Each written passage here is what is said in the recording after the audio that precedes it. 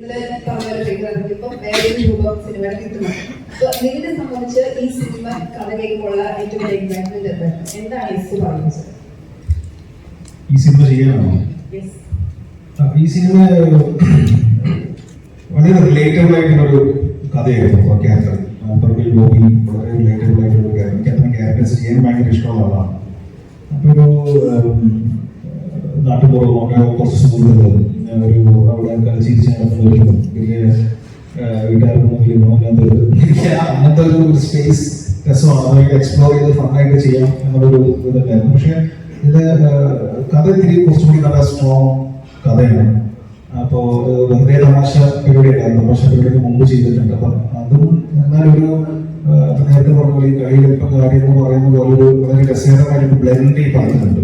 അപ്പൊ അത് ചിലപ്പോൾ തിയേറ്ററിൽ പ്രേക്ഷകർക്ക് ഉണ്ടാവും എന്ന് തോന്നി.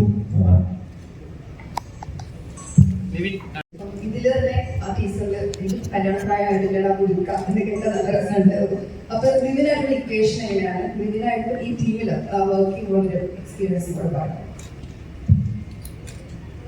ഇപ്പോഴതിനകത്ത് എന്നോട് ആദ്യം വിളിക്കുമ്പോൾ തന്നെ ഗിരിജേട്ടൻ പറഞ്ഞൊരു കാര്യം, എന്നെ ഫസ്റ്റ് വിളിക്കുന്നത് ഇതുപോലെയാണ്. ഗിരിജേട്ടന് നായികയായിട്ടുള്ള പറയുമ്പോൾ തന്നെ അപ്പൊ ഇങ്ങനെ സെറ്റ് ആവും, അങ്ങനെയാണ് കഥ എന്ന് പറഞ്ഞിട്ടാണ് ഞാൻ വരുന്നത്.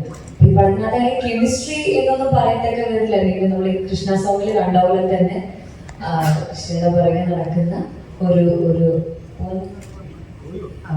ഒരു പൂമാരൻ എന്നൊക്കെ പറയാൻ പറ്റുന്ന ഒരു പരിപാടിയാണത്. ആ സോങ്ങിലുള്ള പോലെ തന്നെയാണ് പടത്തിലും ഉള്ളത്. സോ ഡിവിജനാണെങ്കിലും സെറ്റിൽ കൂടെ വർക്ക് ചെയ്യാനാണെങ്കിലും ഭയങ്കര രസമായിട്ടുള്ള ഒരു ആളാണ്.